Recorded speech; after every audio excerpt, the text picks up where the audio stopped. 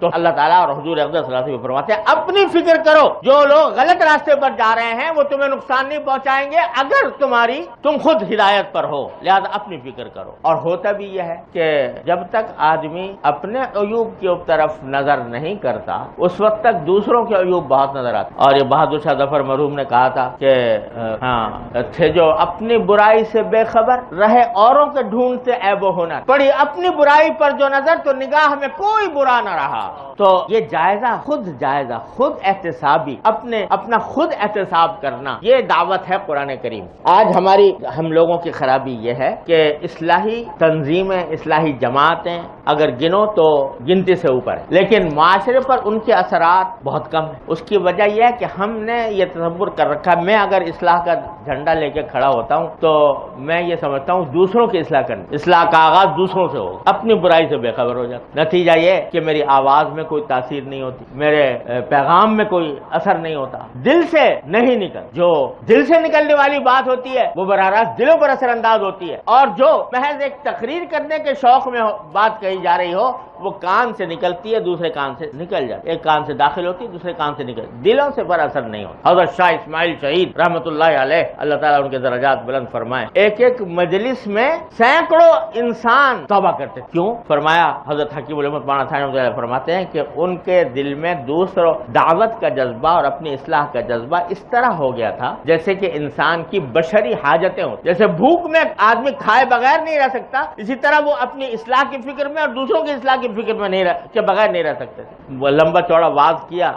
جامع مسجد دہلی کے اندر، واز کرنے کے بعد نیچے اتر رہے تھے تو ایک دیہاتی بیچارہ دور سے بھاگتا ہوا آیا اور آ کے پوچھنے لگا کیا مولوی اسماعیل کا واز ختم ہو گیا؟ میں نے کہا ہاں بھائی ختم ہو گیا۔ کہا انا للہ، میں تو بہت دور سے ان کا بات سننے کے لیے آیا تھا، دیہات سے چل کے، میں افسوس ہے مجھے نہیں ملا۔ تو تم فکر نہ کرو، میرا ہی نام اسماعیل ہے، آؤ بیٹھو میں بتاتا ہوں میں نے کیا کہا۔ وہاں بٹھایا اور جو پورے واز کی باتیں تھیں وہ اکیلے آدمی کو اس کو سامنے سنا دی۔ لوگوں کو پتہ چلا تو انہوں نے کہا صاحب آپ نے بھی کمال کیا، ایک آدمی کی خاطر پورا واز دہرا دیا آپ نے۔ تو فرمایا کہ میں نے تو پہلے بھی ایک ہی کے لیے کہا،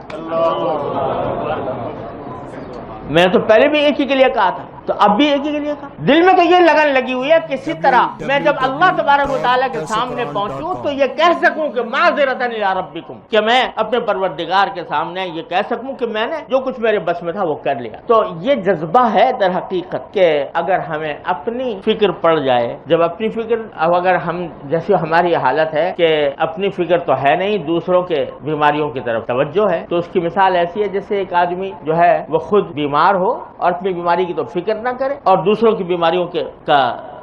کو دیکھتا رہے۔ تو یہ جب آدمی یہ سمجھ لے کہ جو بھی خرابی ہے وہ میری بیماری ہے اور اس کا علاج ضروری ہے، یہ فکر پیدا اللہ تعالی ہمارے دلوں میں کر دے۔ اس کا راستہ کیا ہے، کس طرح یہ فکر پیدا ہو؟ تو جب قرآن نے کہا ہے کہ اپنی خبر لو، تو بھائی رات کو سونے سے پہلے اگر ہم میں سے ہر شخص اس بات کا جائزہ لے کہ صبح جب ہوئی تھی اور صبح سے لے کر اب تک جو وقت گزرا ہے اس نے میری زندگی کا ایک دن کم کر دی، یہ زندگی جو ہے نا اس کا ایک ایک لمحہ بڑا قیمتی، یہ پتہ نہیں کب ختم ہو۔ جو کچھ اللہ تبارک و تعالیٰ نے ہمیں زندگی دی ہے وہ اس لیے دی ہے تاکہ آخرت کے لیے وہ سرمایہ بن، وہ سرمایہ دن بدن گھٹ رہا ہے۔ تو ہر روز رات کو بیٹھ کر اس کا جائزہ ہم لے لیا کریں کہ صبح سے لے کر جو وقت آیا تھا تو اس میں دیکھوں کیا میری عبادتیں کیسی ہوئیں، اس میں کمی کوتاہی تو نہیں ہوئی،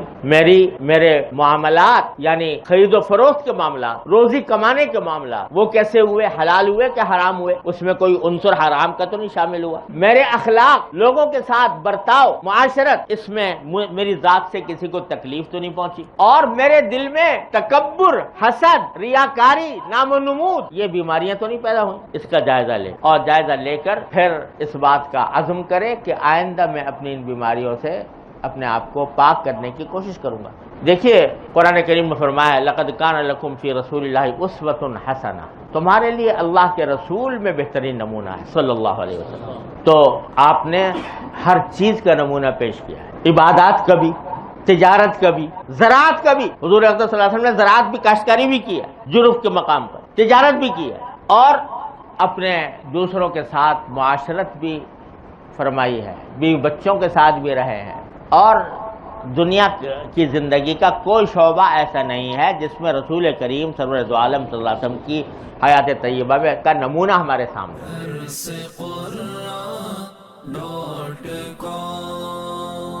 www.darsequran.com